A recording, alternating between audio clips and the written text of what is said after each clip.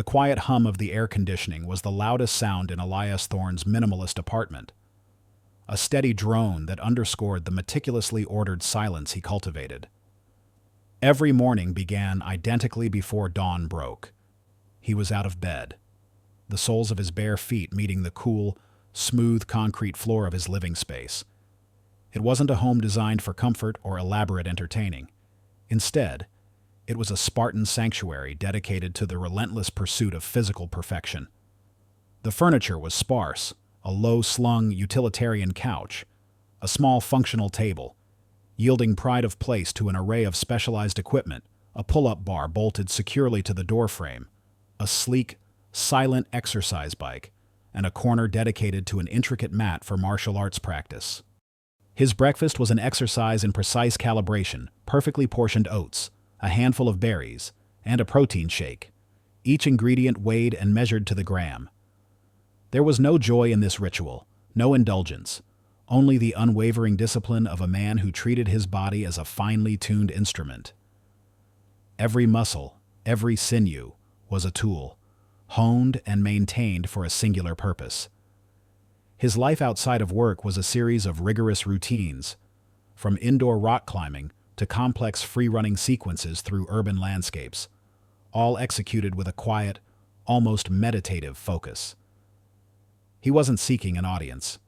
He was seeking mastery. Elias Thorne was a stunt double, a ghost in the cinematic machine. His purpose was to take the falls, endure the blows, and perform the death-defying feats that actors, particularly those with multi-million-dollar contracts and fragile egos, could not. He was the shadow behind the star, the unseen artist whose craft allowed heroes to fly, cars to explode, and battles to rage convincingly. It was a life lived in the periphery, often uncredited, always understated. Yet, within this demanding, anonymous existence, Elias found a profound sense of purpose. He wasn't seeking fame. He was seeking the edge, the boundary where human capability met pure adrenaline, and he found a quiet satisfaction in mastering it. One crisp autumn afternoon, Elias was at a public outdoor training ground, working through a complex series of calisthenics. He moved with a dancer's grace and a fighter's coiled power, his muscles flexing smoothly under his worn athletic shirt. His movements were fluid, efficient, a testament to years of dedicated practice. Other park-goers, mostly joggers and casual exercisers, largely ignored him, accustomed to his solitary intensity. As he finished a set of difficult muscle-ups, his attention was drawn to a commotion near the playground area. A small group of older, boisterous boys, perhaps 12 or 13, had surrounded a younger girl, no older than 7 or 8. They were taunting her, pulling at her backpack, and scattering her belongings across the wood chips. The girl's face was contorted in a silent plea, tears welling in her eyes. Elias felt an immediate, visceral tug. His first instinct, honed by years of staying in the background, was to avoid involvement, to let the situation play out, or for an adult to intervene. He was a professional, not a vigilante. Yet, the sight of the girl's quiet desperation, the silent bullying, stirred something deeper within him. He remembered his own childhood, the times he wished someone had stood up for him. Despite his inherent desire to remain unnoticed, the save-the-cat moment asserted itself. He didn't stride over aggressively or shout. Instead, he simply walked towards the group, his pace even, his expression calm. His presence, tall and lean with an undeniable aura of controlled power, was enough to make the older boys pause their torment. Elias stopped a few feet away, surveying the scene. He bent down, picked up a colorful crayon that had fallen from the girl's bag, and held it out to her. His voice was low, measured, devoid of aggression. "Is this yours?" he asked the little girl, his eyes conveying a silent reassurance. The boys exchanged uneasy glances. They sensed something about him, an unspoken authority that wasn't about size or volume, but something deeper, more contained. Elias then turned his gaze to the ringleader, a stocky boy with a smirk that was quickly fading. "Everything all right here?" Elias asked, his voice still quiet, but with an underlying steel that brooked no argument. He wasn't accusing. He was simply stating his presence, observing. The boys shuffled uncomfortably, their bravado deflating. The ringleader muttered something inaudible, then nudged his friends. Within moments, the group dispersed, mumbling excuses, scattering like leaves in the wind. Elias watched them go, then turned back to the little girl. He helped her gather her scattered belongings, his movements gentle and deliberate. "Are you okay?" he asked, offering a small, comforting smile. The girl nodded, her eyes wide with a mixture of fear and gratitude. "Thank you," she whispered, clutching her backpack. Elias simply nodded in return, a silent understanding passing between them. He watched her walk away, a faint warmth spreading through him. He hadn't sought attention, hadn't performed for an audience, but he had done the right thing. It was a quiet act, a small ripple in the vast ocean of the day, but it solidified his internal code despite his role in the shadows. He was a protector, a silent guardian. As he returned to his workout, he stretched, his hand brushing against his left collarbone. A faint, almost invisible scar traced a thin line across the bone, a pale testament to an incident from years ago. It was a small, almost imperceptible detail to anyone else. But for Elias, it was a constant, tangible reminder of a moment that had defined him. Many years prior, during a particularly chaotic training exercise that mirrored a real-life disaster scenario, a mock building collapse. A trainee had become genuinely trapped under falling debris. Most people had panicked, but Elias, driven by an instinct to protect, had disregarded his own safety, plunging into the unstable structure. He had pulled the man free, but not without consequence. A heavy beam had shifted, grazing his collarbone, a near miss that could have been fatal. The incident was rarely spoken of, certainly not by Elias, who saw it as merely doing what was necessary. Yet, it spoke volumes about his innate resilience, his capacity for endurance, and his unflinching courage in the face of genuine, life-threatening crisis. It hinted at a past that contained more than just simulated danger. It contained the stark reality of true peril, faced and overcome. This scar was his quiet badge of honor, a silent testament to a skill set forged not in front of a camera, but in the crucible of authentic danger. He resumed his workout, the rhythmic movements a familiar comfort. The sun dipped lower, casting long shadows across the park. Elias, a figure of quiet strength and hidden depth, moved through his evening, a man content with his chosen path, unaware that the carefully constructed calm of his world was about to be shattered by the arrival of a star whose light, ironically, would cast him into the most dangerous shadows he had ever known. The announcement had come with all the subtlety of a cinematic explosion.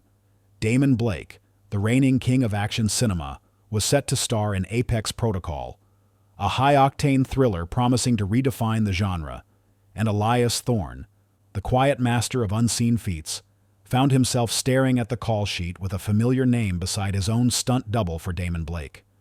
A wave of resignation, tinged with a familiar weariness, washed over him. He knew Damon Blake.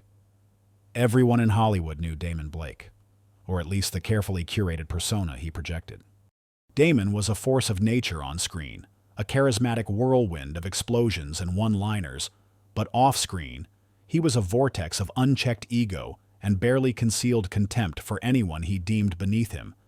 He was known for taking credit where it wasn't due, for micromanaging every aspect of his public image, and for an almost pathological need to be seen as the ultimate hero, both on and off set. For Elias, working with Damon was not just a job. It was a test of his patience, a personal affront to the dedication and precision he brought to his craft. Their first encounter on the Apex Protocol set was a testament to Damon's character. The soundstage hummed with the organized chaos of a massive production, lights glaring, crew members bustling. Elias, dressed in a muted gray stunt suit, stood quietly observing the setup for a high-fall sequence.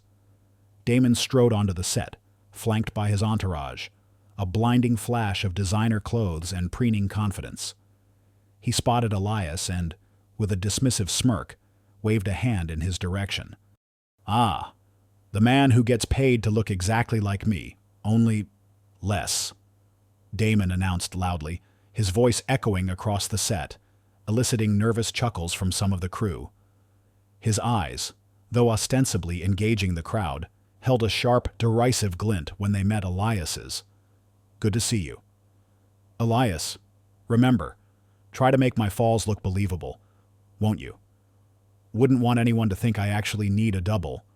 Elias felt the familiar prick of irritation, but he kept his face impassive. He was accustomed to the barbs, the thinly veiled insults. It was part of the job, a necessary evil. He was a professional. He simply nodded, a tight, almost imperceptible gesture. His initial reaction was to simply absorb the insult, to let it roll off him like water off a duck's back.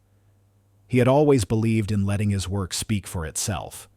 He had accepted this role, this anonymity, as the price of doing what he loved. But Damon's arrogance was different. It wasn't just playful banter. It was a deliberate, calculated attempt to diminish Elias, to strip him of his dignity. Damon would frequently interrupt stunt rehearsals to offer unsolicited, often incorrect advice, or to loudly correct Elias's technique. "No, no, Elias," Damon would instruct, striking an exaggerated pose. "You need more flair when you jump, more hero, less crashing." He often referred to Elias as Crash or Fall Guy, never bothering to use his real name unless forced. This constant undermining, the public mockery of his skills, began to chip away at Elias's carefully constructed professionalism, deep down, beneath the layers of practiced stoicism. A dormant flicker ignited a quiet desire for recognition, a professional's deep-seated need to prove the true worth of his craft beyond the shadows. He longed for Damon, and indeed the entire industry, to understand that what he did was not merely imitation, but a distinct, highly specialized art form requiring immense skill, discipline, and courage. The point of no return arrived with the filming of a critical car chase sequence, culminating in a controlled explosion and a high-speed vehicle flip. Elias had meticulously choreographed every detail, calculating angles, force, and timing to ensure maximum visual impact with minimal risk. It was a masterpiece of precise chaos. Damon, however, had other ideas. During the final briefing, as Elias was walking the crew through the intricate safety measures, Damon interrupted, his voice booming. "You know what, I think I'll handle the flip myself. Just the initial part, of course. For the close-up, add a bit of authenticity, don't you think?" A stunned silence fell over the crew. The stunt coordinator, a veteran named Marcus Thorne, no relation to Elias, but a mentor figure, stepped forward, his face etched with alarm. "Damon, that's not in the plan. Elias has trained for weeks for this. It's incredibly dangerous if not executed precisely." Damon waved a dismissive hand. "Oh, please. Marcus, it's a car flip. How hard can it be? I've driven countless high-speed chases in my career. It's practically second nature. Elias can handle the messy bits after the camera's cut from my heroic moment." He shot a smug glance at Elias, a challenge in his eyes. He wanted to prove he was superior, even in Elias's own domain. His ego dictated that no one, especially not a mere stunt double, could outperform him. A cold dread settled in Elias's stomach. Damon's arrogance wasn't just annoying, it was potentially lethal. This wasn't a minor deviation. It was a reckless disregard for safety protocols, a direct threat to the carefully orchestrated chaos that protected everyone on set. Elias knew the precise physics of the stunt, the exact timing required to ensure the car landed safely within the designated impact zone. A single miscalculation, a fraction of a second off, and the vehicle could veer off course, endangering crew members or even, tragically, Damon himself. He tried to speak, to reason, but Damon had already dismissed him, swaggering towards the car. The cameras rolled. Damon, brimming with overconfidence, roared off the mark, taking the curve leading to the ramp at a slightly higher speed than rehearsed. Elias, watching from the sidelines, felt a jolt of alarm. Damon's timing was off. The car hit the ramp awkwardly, pitching upwards at a dangerous angle, rotating too slowly. It was tumbling, not flipping, heading directly for the camera crew positioned just beyond the safety barrier. Panic erupted on set. Shouts of "cut" and "danger" filled the air. In that terrifying instant, Elias didn't hesitate. His body reacted instinctively, driven by years of honed reflexes and a deep understanding of physics and motion. He saw the trajectory, the impending disaster. Without a second thought for his own safety, he sprang into action. He didn't have time to call for help, no time for discussion. He dashed across the set, a blur of motion, leaping over scattered equipment. With astonishing speed and agility, he reached the car just as it began its uncontrolled descent. In a display of raw, unparalleled skill, Elias launched himself, not away from the danger, but towards the spinning vehicle. He gripped the rear bumper, using his immense strength and perfectly timed leverage to wrench the car's trajectory ever so slightly. It was a superhuman effort, a desperate, almost impossible feat. The vehicle, instead of careening into the crew, veered sharply, crashing just inches from the barrier. Its momentum largely dissipated. It landed with a deafening crunch, a mangled mess of metal. But critically, it had been diverted from its deadly path. Damon, dazed but uninjured, clambered out of the wreckage, his face pale with shock. He looked at the twisted metal, then at the terrified faces of the camera crew, and finally at Elias, who stood breathing heavily, his hands still trembling from the immense effort, but otherwise unharmed. The reality of what had just happened, of how close he had come to catastrophe, hit Damon with visceral force. The incident was quickly hushed up by the production team, eager to avoid a scandal. Damon was ordered to stick to the script and leave the stunts to the professionals. But the impact on Elias was profound. He saw firsthand the deadly consequences of unchecked ego. He realized that his work was not just about making actors look good. It was about ensuring their safety, about controlling chaos in a world where real danger often lurked just beneath the surface of the simulated. This was the point of no return. Elias could no longer simply exist in the shadows, quietly accepting his role. Damon's reckless disregard had awakened a fierce resolve within him. He understood now that he could not return to his normal life without confronting this dangerous dynamic. He had to ensure that his skills, his very expertise, were respected and understood, not just for his own sake, but for the safety of everyone on set. The line between illusion and reality had blurred, and Elias knew he had to be the one to draw it firm. The incident with the car flip had been meticulously swept under the rug by the studio, a whisper on the wind. But its reverberations were profoundly felt by Elias. He observed Damon Blake with new eyes, not just as an arrogant star, but as a dangerous liability. The set, once a place of calculated risks, now felt charged with an unpredictable tension, fueled by Damon's unchecked ego. Elias found himself constantly vigilant, not just for his own safety, but for the stability of the entire production. He knew he had to prove his worth, not just for his own vindication, but to safeguard the integrity of his craft and, perhaps, the lives of those around Damon. The next major scene was a complex hand-to-hand combat sequence, a meticulously choreographed brawl in a stylized urban alleyway. Elias had spent weeks perfecting every punch, kick, and roll, ensuring that each move looked brutal and realistic while maintaining absolute safety. Damon, however, seemed determined to undermine him at every turn.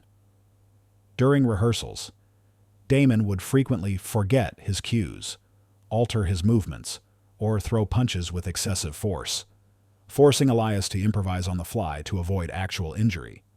Relax. Crash. Damon would sneer after a particularly aggressive jab that Elias had barely parried. Just trying to make it look real, you know, for the audience. His words were dripping with condescension, a public humiliation masked as professional critique. Damon genuinely believed he was a natural, a raw talent whose instincts were superior to Elias's methodical training. He saw Elias's precision as weakness, his carefulness as a lack of bravado. But Elias was a different breed of fighter. His training wasn't for show, it was for survival. He had honed his skills not in a padded studio, but in underground sparring rings and real-world scenarios where improvisation was the only rule. He understood the rhythm of chaos, the subtle shifts in balance, the unpredictable nature of genuine confrontation. During one particularly intense take, Damon, feeling emboldened by the cameras and his own inflated sense of prowess, deliberately deviated from the choreography. Instead of blocking a kick, he attempted a wild, untelegraphed counterattack, a move that would have sent a lesser stuntman sprawling, vulnerable to injury. For a split second, the crew held their breath, expecting a mishap. This was Elias's unwilling unveiling. He didn't have time to react according to script. His body, trained for real-time threats, took over. Instead of the planned block, Elias instinctively flowed with Damon's unexpected movement, transforming the wild counter into a fluid, almost graceful redirection. He subtly absorbed Damon's momentum, spun him around, and seamlessly incorporated him into a continuation of the choreography, making it look as though it had been planned all along. The sequence, instead of becoming a messy tangle, escalated into a breathtaking display of agility and control, far more dynamic and convincing than the original plan. It was street combat meets cinematic artistry, executed with a precision that belied its spontaneous origin. The cameras kept rolling, capturing every fluid movement. When the director, Leo Vance, finally yelled, "Cut!" a stunned silence fell over the set, quickly followed by a scattering of applause from the crew. They had witnessed something extraordinary. Elias, breathing deeply, adjusted his stance, his face impassive. He hadn't sought to impress. He had simply reacted, turning potential disaster into an unparalleled performance. Leo Vance, the director, was a woman of keen artistic sensibility and an uncompromising dedication to her craft. She had been observing Elias closely throughout production, noticing the quiet professionalism that belied his unassuming demeanor. She had seen the meticulousness of his planning, the silent intensity of his rehearsals. Now, witnessing his impromptu mastery, her eyes widened with a profound sense of recognition. She walked onto the set, her gaze fixed on Elias. "Elias," Eleanor said, her voice filled with a mixture of awe and dawning respect. "What was that? That wasn't in the choreography. It was extraordinary. You turned a mistake into pure gold." Her face, usually stern and focused, held a rare, open admiration. She saw not just a skilled stunt double, but an artist, a problem solver, a true craftsman who could elevate the entire production. She began to view him as an invaluable asset, far more than just a body double. Damon Blake, however, saw it differently. He stood rigidly, his jaw clenched, a dark cloud gathering in his eyes. He had meant to expose Elias's supposed inadequacy, to prove his own superior instincts. Instead, Elias had effortlessly absorbed his deliberate deviation and transformed it into a moment of pure cinematic brilliance that utterly eclipsed Damon's own performance. The attention, the unexpected applause, the undisguised admiration in Eleanor's eyes, it was all directed at Elias. Damon felt a familiar, corrosive emotion begin to fester, bitter envy. His carefully constructed illusion of being the ultimate action hero, the one truly capable of these feats, had been shattered by the man he considered a disposable prop. He perceived Elias not as a collaborator, but as a direct threat to his carefully cultivated image. After the scene wrapped, while Elias was quietly reviewing the playback. Damon seized his opportunity. He approached Elias, his smile a thin, menacing line, his voice loud enough to carry across the nearby crew members. "Impressive, Elias," Damon sneered, using Elias's real name with a sarcastic inflection. "Lucky you reacted so quickly. Wouldn't want my heroic scene to be ruined by a clumsy double." He laughed, a short, forced sound. "But let's be clear, that was pure luck. Anyone could have done that. You're just good at cleaning up my brilliant improvisations." He then turned to the assembled crew, his voice projecting. "He's trying to make a name for himself, you know," Damon declared, gesturing dismissively at Elias. "Always looking for a moment to steal the spotlight. Just remember who the star is here. Don't let a bit of flashy footwork distract you from the real talent." He then added, lowering his voice conspiratorially but ensuring it was still audible, "I'm sure he'll find a way to mess up next time. He's just a professional crasher, after all." Damon's words were calculated, designed to publicly undermine Elias, to sow seeds of doubt and resentment among the crew. He started subtly isolating Elias, ensuring that Elias was rarely included in group discussions, often forgetting to inform him of schedule changes, or subtly instructing prop masters to make Elias's equipment slightly less comfortable or convenient. He would even make jokes about Elias's perceived lack of verbal communication skills, suggesting he preferred actions because he couldn't form coherent sentences. He aimed to make Elias an invisible, undesirable presence on set, preventing him from gaining the recognition he had clearly earned. He wanted to strip Elias of his professional dignity, reducing him back to the mere tool he considered him to be. Elias felt the sting of Damon's public mockery, but his gaze remained steady. He met Damon's hostile eyes with a quiet, unwavering resolve. The incident had served its purpose. It had definitively established the two opposing forces in this narrative: Damon, the embodiment of superficial glory and inflated ego, and Elias, the unassuming master of true skill, now pushed into the light by necessity. The battle lines were drawn, not just for the cameras, but in the volatile, unpredictable reality of their lives. Elias understood that the conflict extended beyond the set. It was a clash of values, of superficiality versus substance. And he knew, with chilling certainty, that this rivalry, fueled by Damon's insecurity, could escalate into something far more dangerous than mere on-set theatrics. He knew that the stage had been set for a much grander and far more perilous confrontation. The atmosphere on the set of Apex Protocol grew increasingly taut, a wire stretched to its breaking point. Damon Blake's thinly veiled animosity towards Elias had escalated from snide remarks to calculated sabotages. Missing equipment, delayed call times, altered instructions.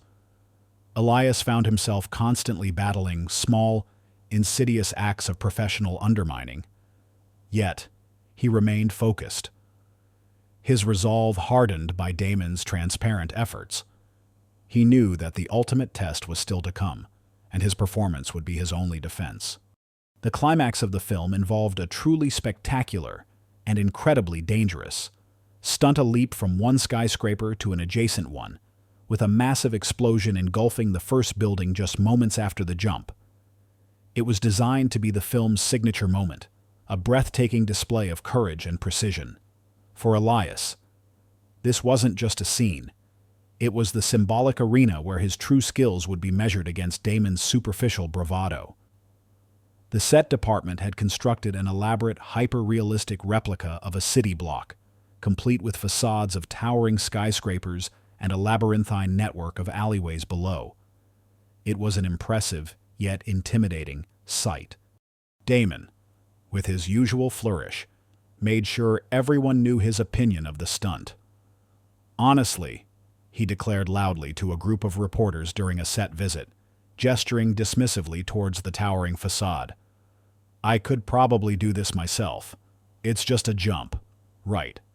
Our professional crasher here will probably make it look like a clumsy swan dive. But hey, that's what we pay him for, To make me look even better by comparison. He laughed, a brittle, artificial sound. His words, designed to belittle Elias, served only to reinforce the public perception that Elias was merely a substitute, an inferior version of the real hero. The day of the stunt arrived. A cold, blustery morning with a sky the color of slate. The wind howled through the constructed city canyons, adding an unscripted layer of peril. Elias stood on the edge of the first skyscraper, hundreds of feet above the ground, the safety wires a familiar comfort against his harness. He went through his mental checklist, visualizing every step, every handhold, every potential variable. Marcus Thorne, the stunt coordinator, gave him a final nod of encouragement, his face etched with a mixture of professional tension and quiet faith.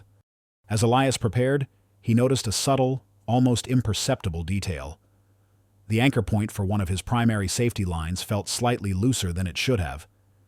He checked it again, his experienced fingers confirming the minute deviation. It wasn't enough to be immediately dangerous, but it was enough to introduce a fraction of doubt, a whisper of uncertainty in a maneuver that demanded absolute precision. Then, glancing at the landing platform on the adjacent building, he saw a single, small section of the padded landing mat had been subtly shifted, creating a minuscule gap where his foot was meant to land.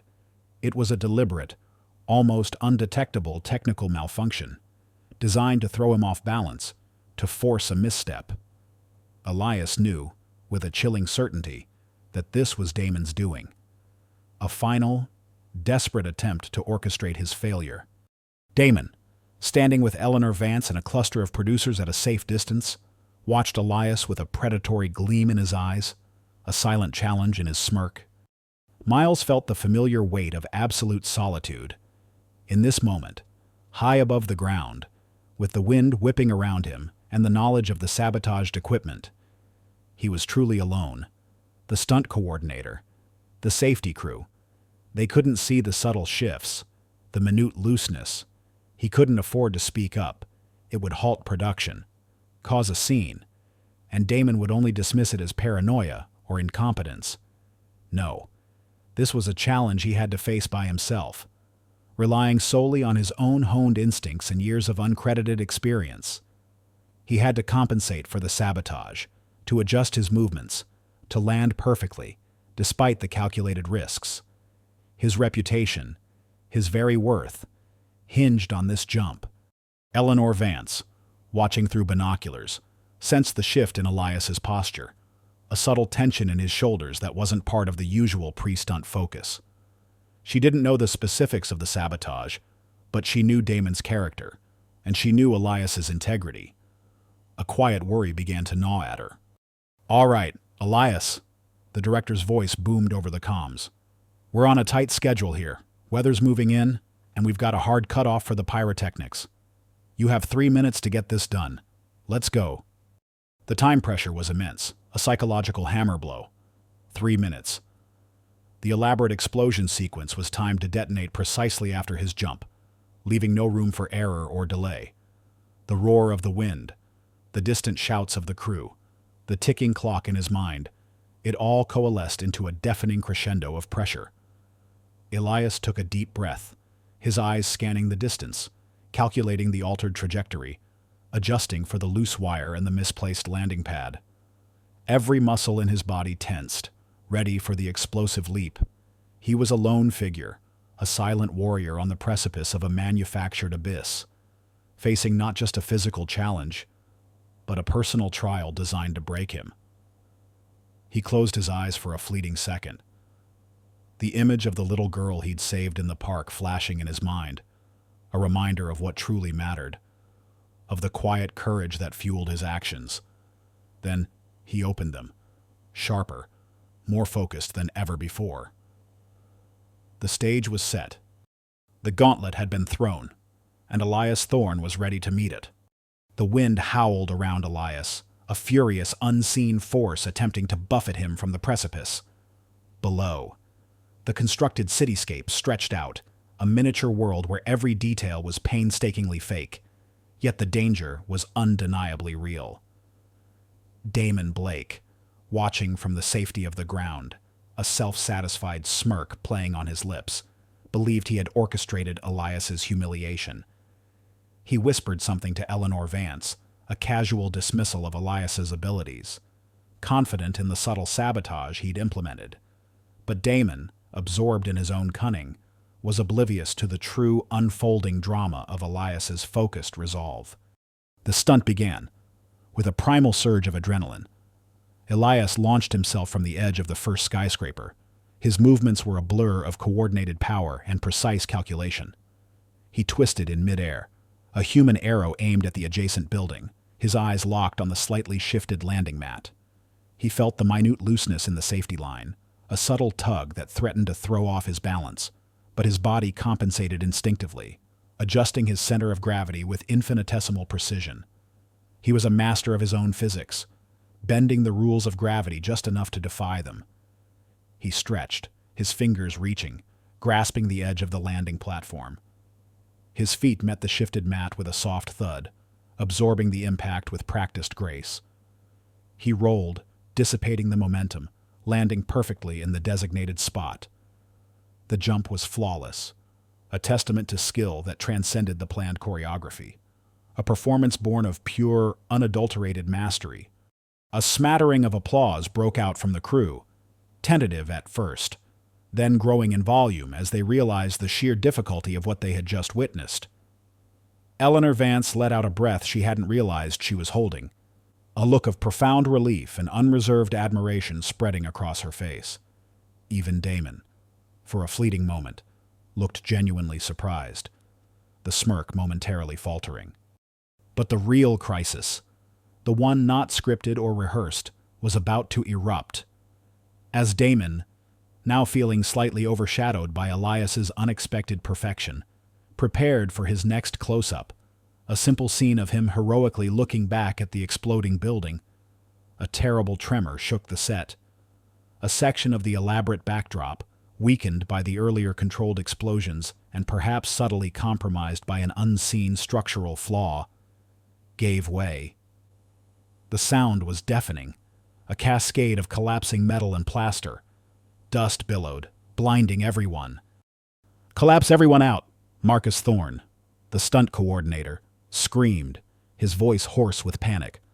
Chaos erupted, crew members scattered, shouting, tripping over cables and debris, the air filled with the acrid smell of burning materials and the acrid stench of fear. Damon Blake, still in his hero costume, found himself at the epicenter of the collapsing structure. A large section of a fabricated wall, disguised as concrete, buckled, trapping his leg beneath it.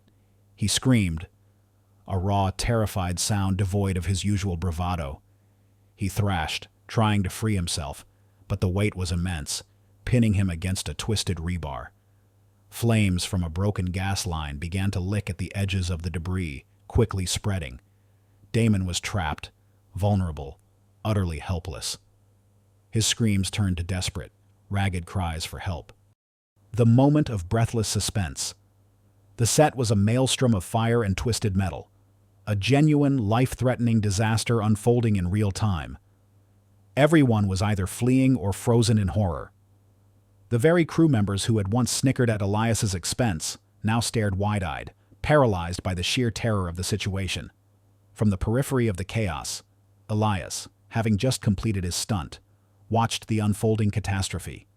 He saw Damon, not the arrogant star, but a man in genuine peril, his fear palpable even from a distance. He saw the flames rapidly engulfing the area where Damon was pinned. A malicious thought, a brief, dark whisper, might have crossed another man's mind. Let him learn his lesson. Let him see what real danger looks like. Elias knew, with an almost chilling clarity, that this was the moment Damon had unknowingly pushed for, the moment where the line between simulated and authentic peril dissolved completely. And he knew, with a certainty that burned through his own fatigue, that he was the only one with the specific skills to navigate this inferno. The small, pale scar on his collarbone, the silent testament to a past rescue, pulsed with a renewed purpose. Without a moment's hesitation, without a single command. Elias moved. He didn't wait for instructions. He didn't call for the fire department. There was no time. He was a blur of focused motion, a human projectile launching himself back into the very heart of the crumbling, burning set. He plunged into the smoke and flames, his agility allowing him to weave through falling debris with impossible speed. He ducked under a collapsing beam, scaled a precariously balanced pile of rubble, and slid beneath a wall of fire. All movements fluid, efficient, honed by years of training for precisely this kind of uncontrolled chaos. He wasn't relying on luck. He was relying on raw, visceral knowledge of structural collapse, of leverage, of navigating extreme environments. He reached Damon, who was screaming, his face streaked with soot and terror. The heat was immense, searing his skin. Elias assessed the situation in a fraction of a second. The section pinning Damon was too heavy to lift directly. He saw a weakened support column nearby, scorched by flames, but still holding. With a desperate heave, Elias used his immense strength to subtly shift the column's balance, causing a small, controlled cascade of debris that momentarily alleviated the pressure on Damon's leg. "Push!" Elias yelled, his voice strained from the effort, the smoke burning his throat. "Now!" Damon, fueled by a surge of desperate adrenaline, pushed with all his might. Elias, already straining, braced himself, ignoring the searing pain as a falling ember landed on his exposed arm. He felt a sharp crack in the debris, and with a final, Herculean effort, the crushing weight lifted just enough. Damon scrambled free, coughing, gasping, his face a mask of terror. "Go get out," Elias commanded, pushing Damon towards a safer path through the debris. Damon, surprisingly, didn't argue. He stumbled forward, propelled by a newfound raw instinct for survival. Elias followed, shielding Damon from falling embers, guiding him through the smoke-filled maze. They were only feet from the edge of the collapsing structure when, with a final, earth-shattering roar, the entire section gave way, tumbling into a fiery abyss. They had made it out by mere seconds. The reactions of the witnesses, on the perimeter of the set, the entire film crew, the producers, the director Leo Vance, and even the stunned cluster of reporters, watched in absolute, horrified silence. They had seen the impossible their pampered star trapped, and their often mocked stunt double, the Invisible Man, plunge fearlessly into the very inferno they all fled. They watched Elias, a shadowy figure moving through the smoke, emerge, dragging Damon Blake to safety. A collective gasp swept through the onlookers, followed by an immediate, thunderous wave of applause and cheers. It wasn't the polite, obligatory applause for a successful stunt. This was raw, emotional, overflowing with a profound sense of relief and awe. Faces that had once held skepticism and dismissiveness now openly displayed shock, then incredulity, and finally, a surge of overwhelming admiration. Crew members, hardened veterans of countless productions, openly wept. Damon Blake, coughing and gasping, slumped to the ground, his body trembling uncontrollably. He looked at Elias, his eyes wide and unfocused. Then slowly, clarity dawned. The arrogance was gone, completely eradicated by the brutal reality of his near-death experience. His face, streaked with soot and tears, reflected pure, unadulterated terror, now mixed with a burgeoning, profound respect and an almost childlike gratitude. He saw not a prop, not a stand-in, but his savior. He saw the true hero, a man whose skills were forged in the crucible of real danger, not choreographed for the camera. Leo Vance rushed forward, her face a mixture of relief and immense pride. She looked at Elias, her eyes shining with unshed tears, her gaze conveying a silent testament to his incredible valor.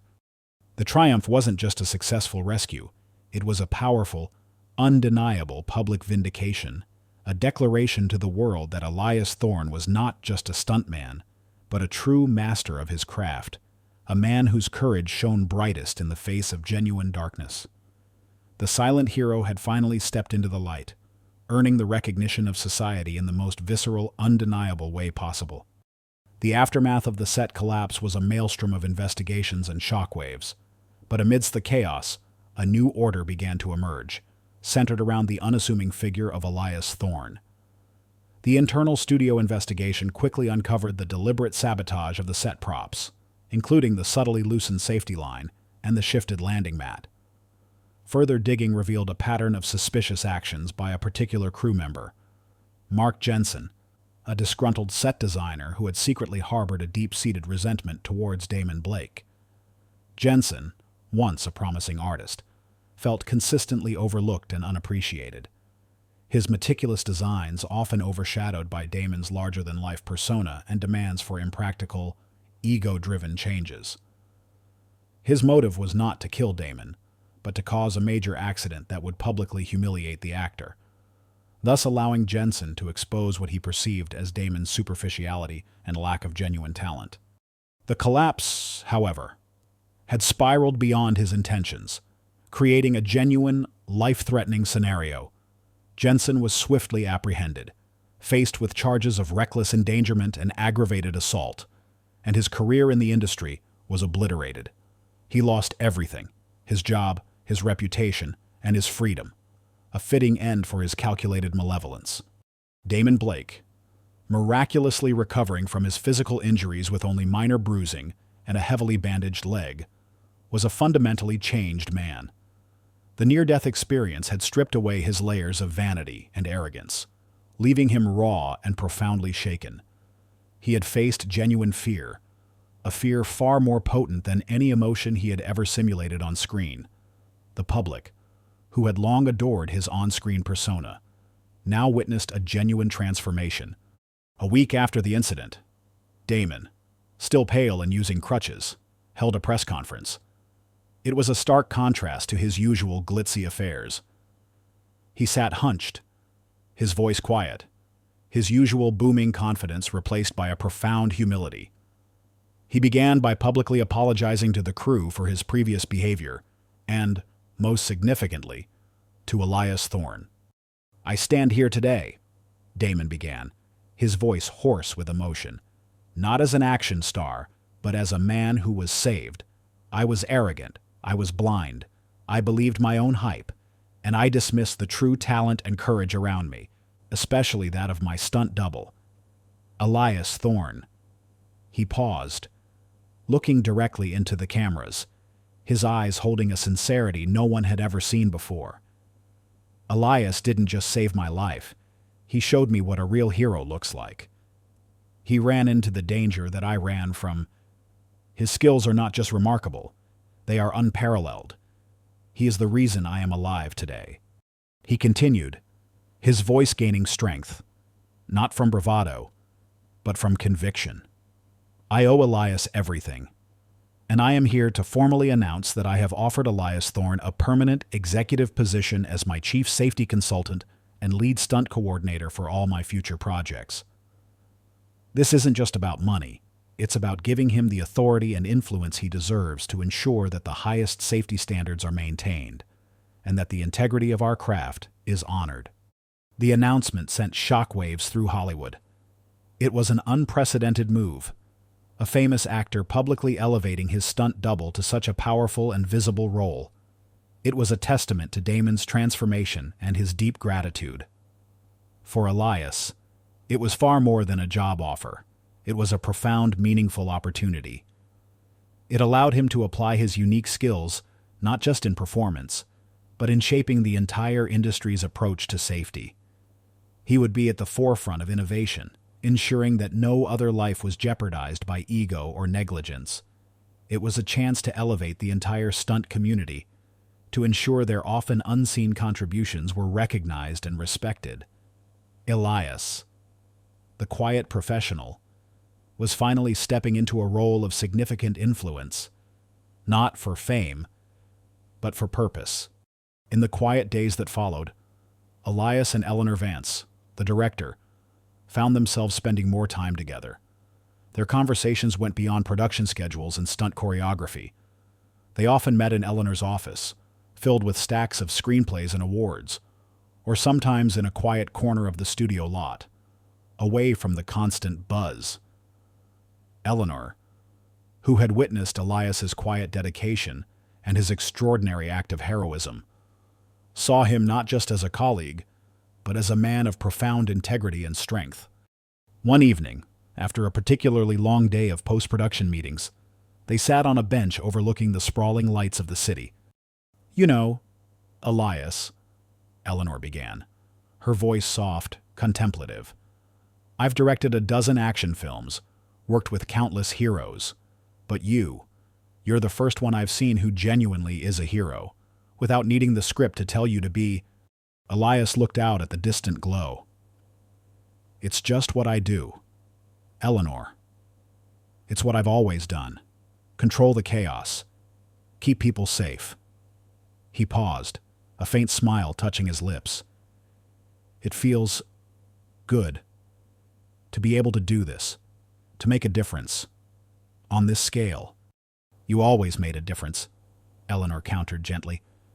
"Just in the shadows. Now, you'll be making it in the light.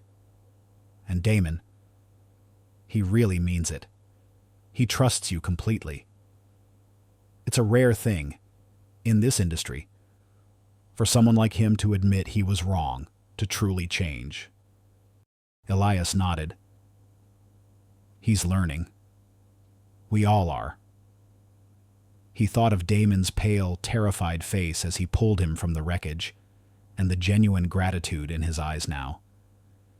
It was a powerful reminder that even the most hardened exteriors could crack under the weight of reality. "It's peaceful now," Elias mused, more to himself than to Eleanor. "This quiet, after all the noise." Eleanor reached over, her hand gently touching his arm. "That's the calm after the storm, Elias, and it's well-deserved. You've earned it." Their conversation was a shared moment of reflection, a quiet acknowledgement of the arduous journey and the unexpected solace found at its end. Elias felt a profound sense of inner calm, a peace that came from not only a crisis averted and a wrong righted, but from living a life aligned with his deepest values. He was no longer just a body in the shadows. He was a guardian, a teacher, and a beacon of true heroism in an industry obsessed with illusion. 3 years later, the scent of sweat, leather, and focused effort filled the vast, purpose-built gymnasium. This was no ordinary gym. It was the Elias Thorne Academy for Stunt Arts, a state-of-the-art facility Elias had established, now a thriving testament to his vision. He moved through the space with the same quiet intensity that had always defined him. His muscles still lean and powerful, his movements as fluid and precise as ever. He was no longer just a stunt double. He was a legend in the industry, a pioneer in stunt safety, and a highly sought-after consultant. His fame wasn't derived from on-screen glory, but from a profound understanding of danger and an unwavering commitment to mitigate it. Elias still took on select stunt roles for projects requiring his unparalleled expertise, often for Damon Blake's most ambitious films.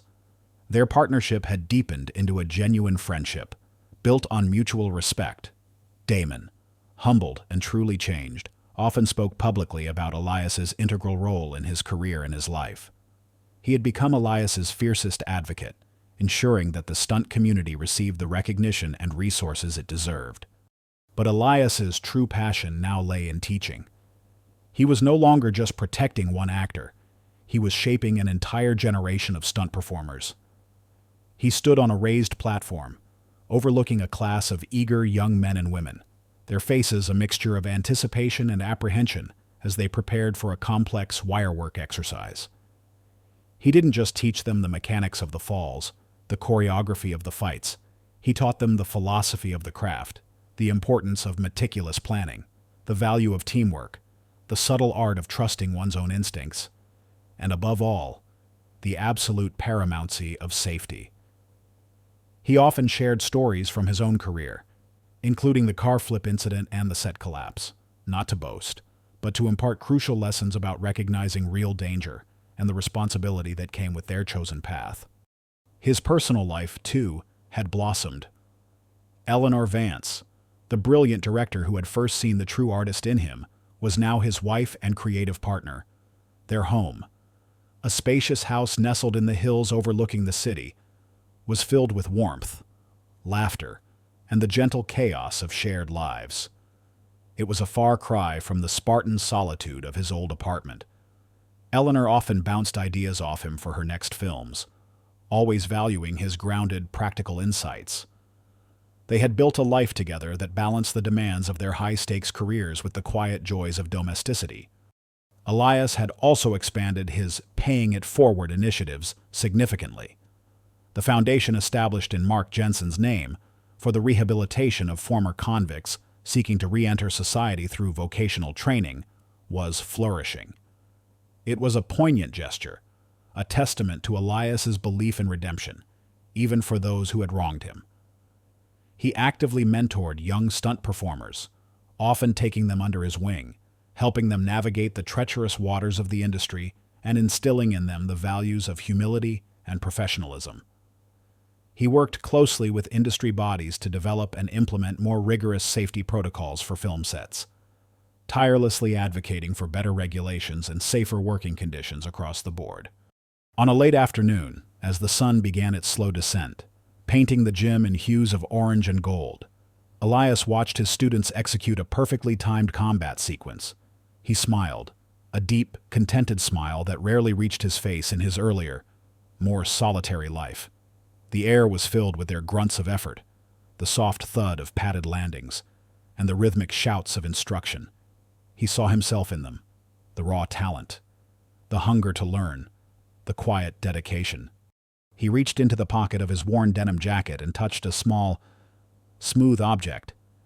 It was the same river stone that Lily Mae Patterson had given him, years ago, on the day of her rescue. He often carried it, a tangible reminder of that life-altering moment. On one side, barely visible now, was the faded, crudely painted little star. On the other, the tiny, smiling face. He ran his thumb over the smooth surface, a silent meditation on the journey that had brought him here. The sunlight, now piercing through a high window, caught the faint, almost invisible scar on his left collarbone, illuminating it like a whisper of light against his skin. It was no longer a secret shame or a reminder of past peril, but a quiet badge of honor, a symbol of the courage that had always resided within him, long before the cameras started rolling. It was a testament to the fact that true heroism isn't found in a script or in the glare of the spotlight, but in the quiet, unassuming strength of those who step into the shadows to protect others. Elias Thorne, the silent hero, had found his true stage, not as a reflection of another, but as the genuine article, a beacon for all who dared to embrace the unseen power of their own quiet courage.